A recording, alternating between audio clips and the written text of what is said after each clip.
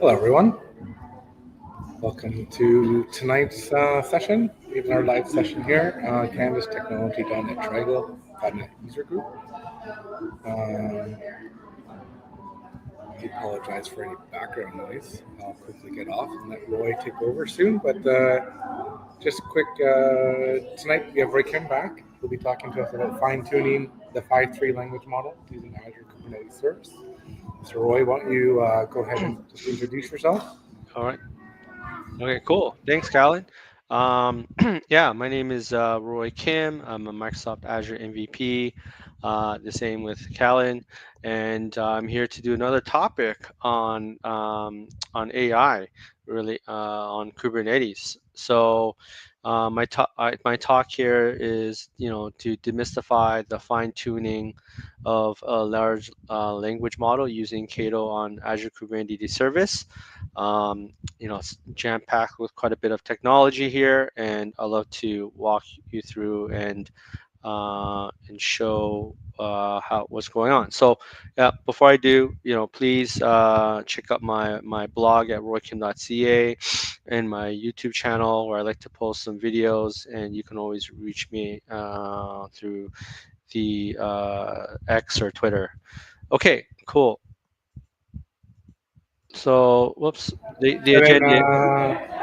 just quickly, I'll point out, I'll be monitoring the chat, so please Oh ask yeah. questions. Roy loves to answer any questions that you might have. So throw them in the chat, and near the end, we'll pick them up and we'll start reading them. And yeah, Roy, if you need help or anything, let me know. But I'll go on mute and bow out. And let you Okay. get All right. Okay, cool. So we got a simple agenda, and I'm just going to make this talk short and sweet. But we're going to talk about what KAITO is. It's an add-on on Kubernetes. What is fine tuning? How do you execute it?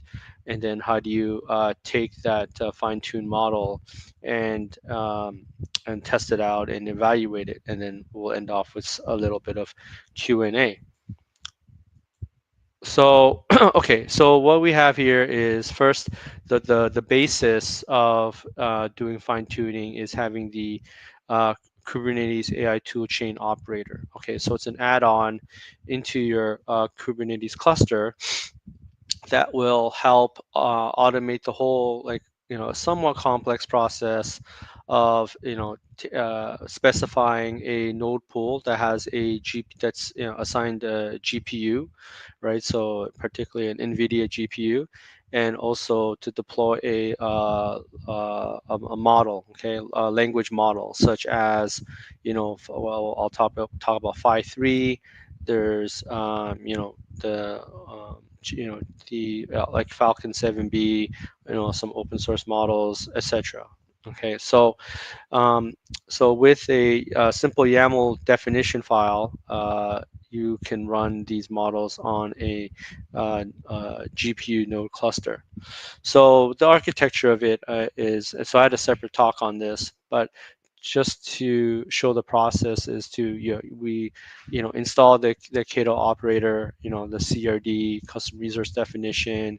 It creates a deployment workspace controller, right? You got to set up some permissions with a managed identity such that you can use this managed identity to create your Kubernetes node cluster. Okay, so the GPU provisioner, right? Its job is to provision the node pool, right? And that will have to have that permissions. And then once you have your workspace YAML, right, defining your GPU SKU and VM SKU and your which language model to use, it'll start to deploy that into let's say the default namespace. Okay, so not in the system node pool, but your GPU node pool.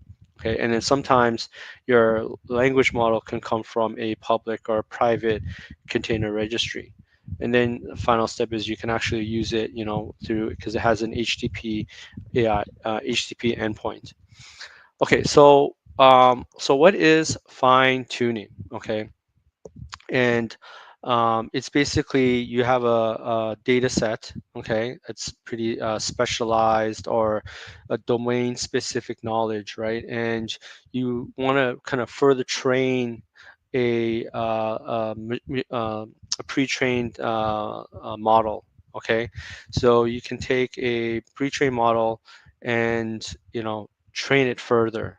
Okay, with a specialized data set, so that you can perform better, adapt to your the expectations, the business expectations, right? And really to improve the model's performance on a specific task. So by improving the performance is basically one outcome is it being faster, right? So you prompt this fine-tuned language model, and it will come out more responsive. So in the end, it can be cheaper because it's faster, doesn't need much compute resources, and so that's a key advantage to it. So a scenario could be that, let's say you just take a generic language model, and you want to further train it on like say for example, personal finance or tax or legal domain knowledge, right? Or pharmaceutical, etc., right? Because the pre-trained model has that, let's say, knowledge, right? Or it's been um, or it's learned those things in a very generic way, right? So you can further train it. Of course, another good example is having a corporation having their own, let's say, company kind of knowledge base, right, that they've collected over the years, and further to train that, right, so that any, let's say, onboarding new hires or new person in department, that they can start to get key specialized knowledge. Okay, so that's really the benefit and kind of the purpose of fine tuning a language model.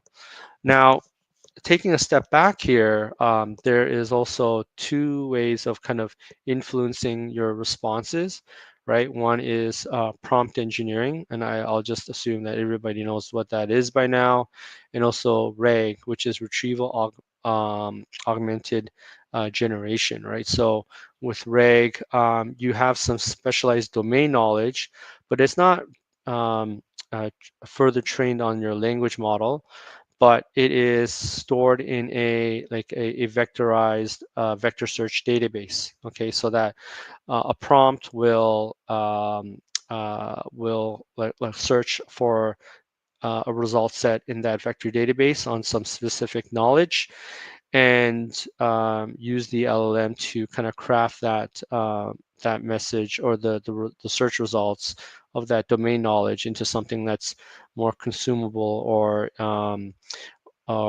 stylized or in an output that's expected, right? So that's RAG. And then the final is fine tuning, right? And this is, has the better performance. It's, again, more customized, I would say, like your language model. And but at the limitations are that it's a higher cost, right? And I'll go into it a bit, how long it actually takes to run a fine-tuned like job. Okay, and so it can be quite costly, right? So but you get, you get what you pay for, basically, right? So you have these three approaches, and you know what, you can do all three, right? To maximize, to optimize the best, you can do all three approaches. Okay, or you can do two of the three, and of course you can just do one of the three. So that's something to keep in mind. So again, just, a comparative matrix, right? So in terms of setup, cost, maintenance, all that, kind of where does prompt engineering versus RAG and fine tuning sits in. So, the key thing that I want to call out here is that really the setup time, the cost, infrastructure, it's really high. Okay, but in terms of accuracy and scalability, um, it performs the best. Okay, so there's your kind of your cost benefit, right? And how you can compare with all. So really, the bet that in any scenario or requirement, fine tuning doesn't need to be the best solution. Sometimes having reg or prompt engineering is very much sufficient, okay? Especially prompt engineering, okay? Where you have tons, like a prompt template, and you kind of even give it examples of how a Q&A interaction can happen. Okay, so here I want to lay out kind of like the process, okay? So let's say you have an AKS cluster, you've set up the KAITO add-on, okay, and then you have these node pools, etc. So I drew these diagrams just to run over at very high level, and then we'll kind of dig into each step. Okay, so first you have this KAITO workspace tuning Phi3 kind of YAML file, which I'll show you. So the YAML file that basically says, I want to, train the Phi3 model, okay? And it creates a job, okay, a Kubernetes job, and it's pretty long running, okay, and it really needs those GPUs. And then also, of course, you need the fine-tuning Q&A data set, right? So in my example, it's in this example, it retrieves it from Hugging Face, which is a website that for geared for data scientists, and so it also has this data set. And then so after the job runs, and in my example or the scenario that I ran, it took several hours, right? So this is where it is shows that it's very costly, okay, and takes a lot of compute resources. And the NVIDIA GPU is not one of the cheaper ones either. So the output of it is basically a Docker image, okay, of that model, and the output of it is stored into your Azure Container Registry, or that's what I've done at the least.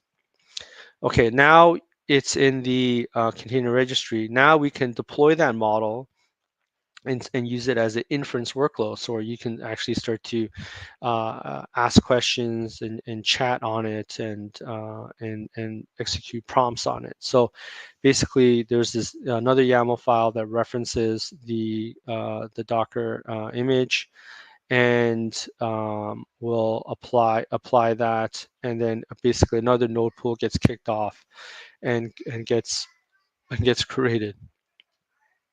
Okay, so that's our inference workload. And then finally, we can, against the HTTP endpoint, we can, build our chat app against it, or do simple curl commands and start to test it. Okay, so in my demo or my example, I use the Phi3 model. Okay, so it is a model by, I think, by Microsoft, and it's considered to be most capable and cost effective. So they like to say it's more of a small language model, and it really it's pretty comparative to like a large language model, right? So it is more cost effective to use. Okay, so even though it's small, cost effective, but it can stand up and have relatively good performance. So so in this model family, there's different kind of sizes and parameters, but I'm using the Phi Mini 128K Instruct, 3.8 billion parameters, very lightweight. And so we're going to further fine tune this model with the data set in Hugging Face. Okay, so this is the YAML file that's used, okay, to start that that workspace kind of job to do the training. So the key things I want to point out here is really the instance type. So what's that node pool that needs to be provisioned? And this is an A100. So this is a pretty very expensive GPU, okay, NVIDIA A100, and we want to use the this language model, Phi3 Mini 128K Instruct, and the method of fine tuning is QLoRa. So it's a technique that combines high precision computing technique with low precision storage method. helps keep the model size small while making sure the model is still highly performant and accurate. Okay, and then of course we need to point it to the data set. Okay, that is used to further train it. Okay, and then the output container registry. So I have here, this is my container registry, and the image, kind of the repository name and the image kind of, and the tag to it, right? And then an image push secret. So okay, what does that data set look like? And so I was researching into this, like the general kind of expected format of of such data set is really Q&A prompts. Okay, so you have basically a CSV file, and it could just be, one column. First column is just your question, and then the second column is your expected answer. So here I've highlighted here the question, right, is which is a species of fish, taupe or rope? Okay, and then the answer to that is taupe. So basically, this data set has, I believe, like 15,000 rows. So it's pretty, it's a lot of rows. Okay, but still, from my understanding, is pretty small data set. Okay, and so the domain knowledge here is just random, like, questions and answers. um, there's no specific domain knowledge, let's say in finance or pharmaceutical or insurance or anything like that. But anyways, this is the example that that I'm working with. So just note there's that pattern of Q&A. Now let's turn to the Hugging Face, the website, just to browse it more so you have a better understanding of what that is. So the URL basically points to this data set.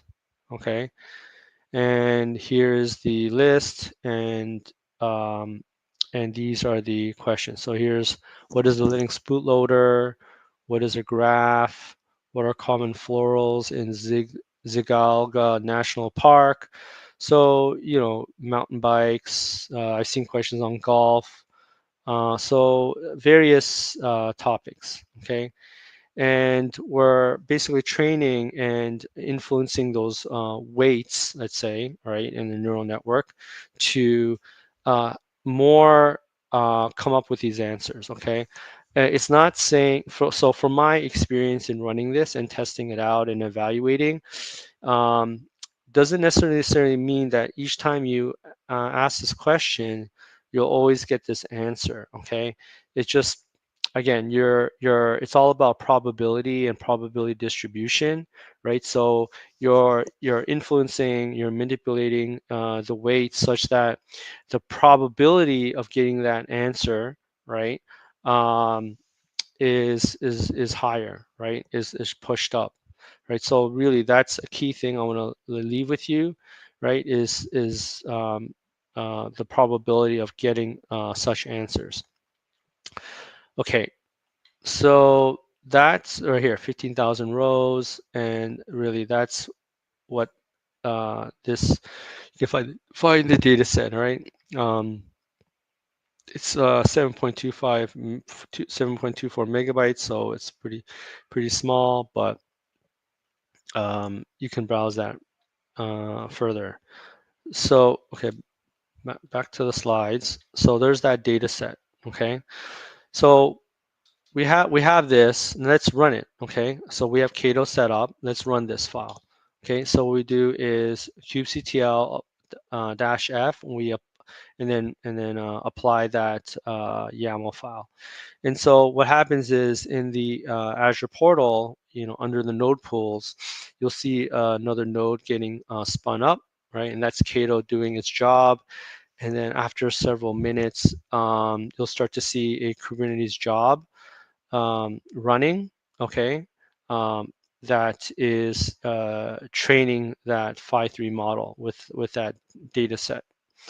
And so it takes a long time, right? So to monitor it, right, is that you do kubectl logs workspace um, for that job, right? And then this workspace tuning Phi3, that's, I believe that's the container.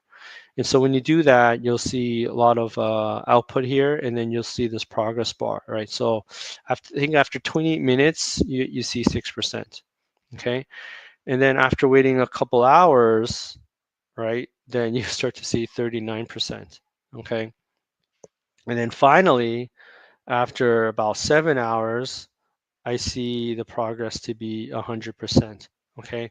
And so that just goes to show, right, 15,000 rows, right, needing these, pretty beefy, expensive GPUs to do this job. So I never really experienced such a, what do you call it, like computational like job or task that takes so much compute and takes so long, right? So, it goes to show that really there's that with artificial intelligence, there's a lot going on here. Okay, and so so after the job, that is a Docker image, and that gets stored into output into my container registry. So we have my container registry here, and that's how I named it, the repository, and then with the tag. So as you click into there, you see the tag, and then you kind of see some more metadata information, and then so now you can start and go ahead and use it, deploy it as an inference workload, and start to do have some chat prompts. Okay, so here's the YAML file. Again, it's a workspace, custom workspace definition. And here I select a GPU, NVIDIA GPU. It's a cheaper model. Okay, I think it's a V100, I believe, but it goes to show with a smaller model, it doesn't have so much such demands that I can use this one and it'll work sufficiently. Okay, so the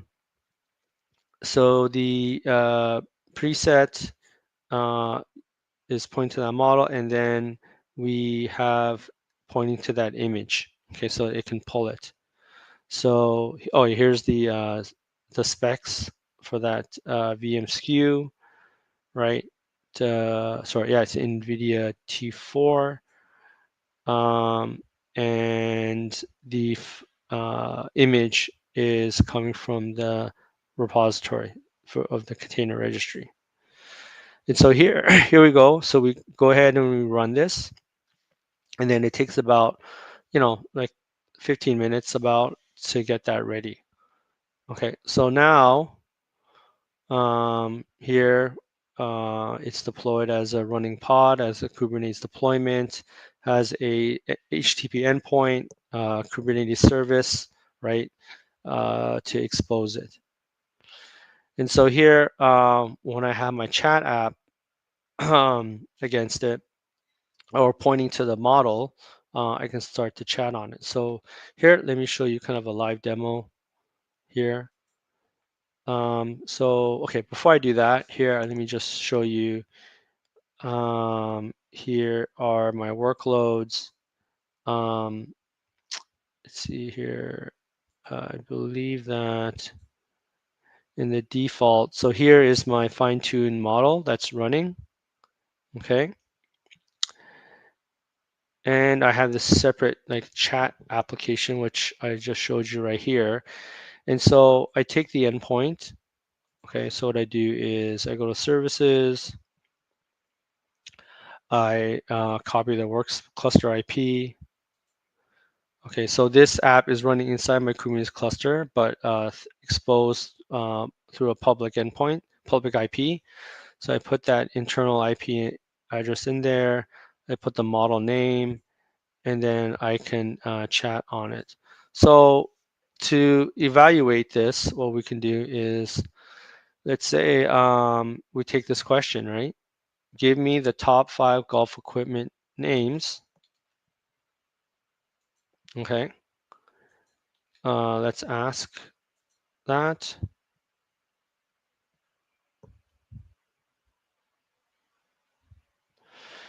So we have here Callaway Golf, Tiliest, and Ping. Okay, interesting. It didn't give me the five names, but let me try it again.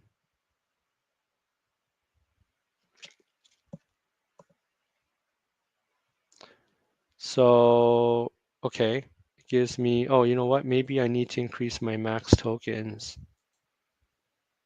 There, and that's why. Okay, let me try that again. There we go. So Callaway, TaylorMade, Tilius, Ping, and Cobra. So let's see what it says here. So Tilius, TaylorMade, Callaway, Ping, and Cobra. So it pretty it matched up. Not in the same order, but not sure if it's should have done that. Okay. But then again, please keep in mind that it's all probabilistic. It's non-deterministic, right? So each time you prompt it, it can vary. So interesting. That took a while. So I guess in this case, it gave a more like verbose answer, right, with more explanation. So yeah, I think the same five has showed up. So okay, let's try another question right here. Which Dutch artist painted a girl with earrings?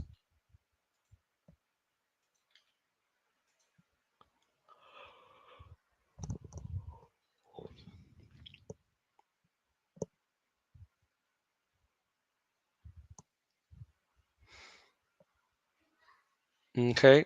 The Dutch artist who painted a girl is Johannes Vermeer. Let's see what it says here. Okay, Vermeer. Okay, yeah, yeah. It came up with that answer. So, okay. Let's test another one. What happens when the sun goes down? So, to me, this sounds like there could be a varying degree of answers, right? And the response here that it's trying to train on is when the sun sets, the evening starts. Okay, you know, I would think an answer response can be when sun goes down, it starts to get dark, street lights go out, people go home, right? But I think this is a good one to test out here. So let's try that. What happens when the sun goes down?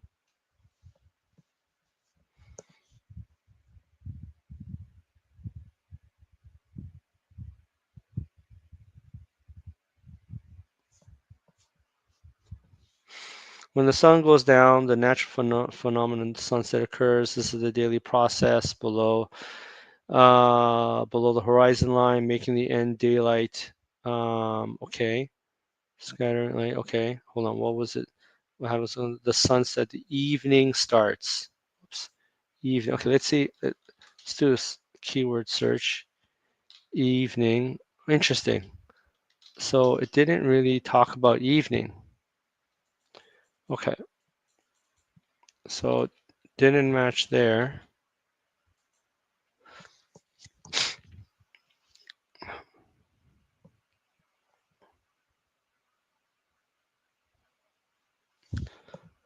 Let's try again.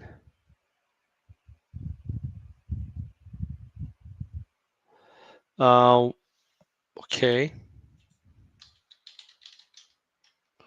Okay, interesting. Didn't come out. Let me try to make it less tokens.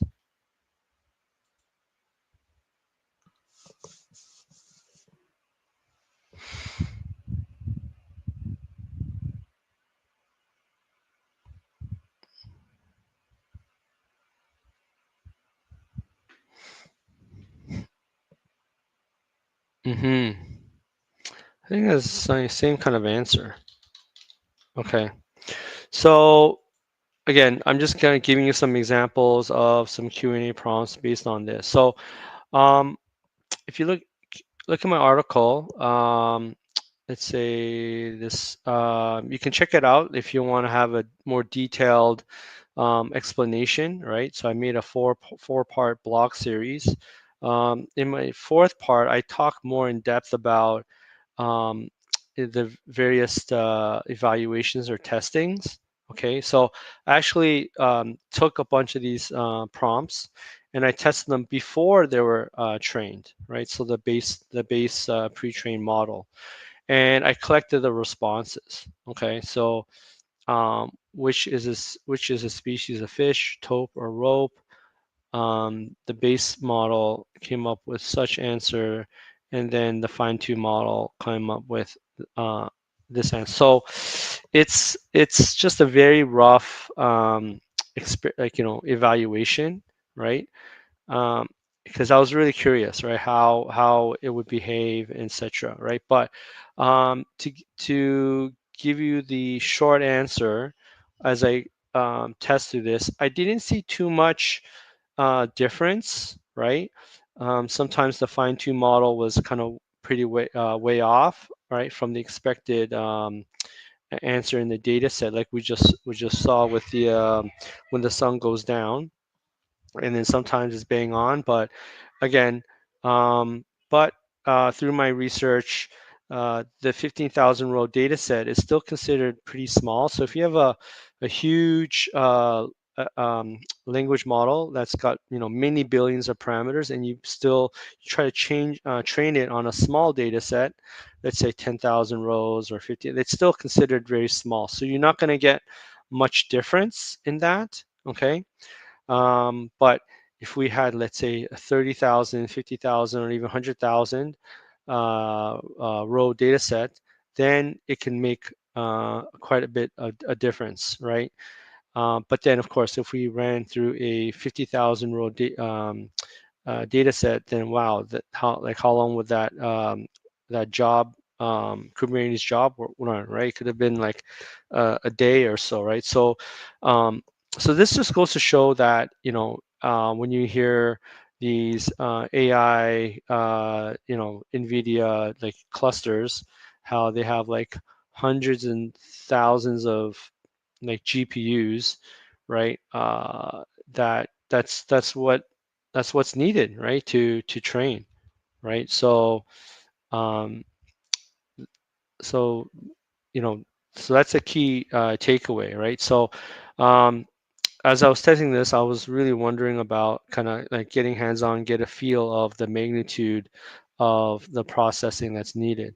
So yeah, in a nutshell, hopefully that I ran through a good example of fine tuning and what are all those pieces look like, right? So that you can be on your way to experiment and try things out as well. Again, these are these fine tuning steps you can find on the AKS MS Learn. Just simply search for like KAITO, and you'll find like fine tuning in there, right? So and follow their documentation. So anyways, I'll leave it at that.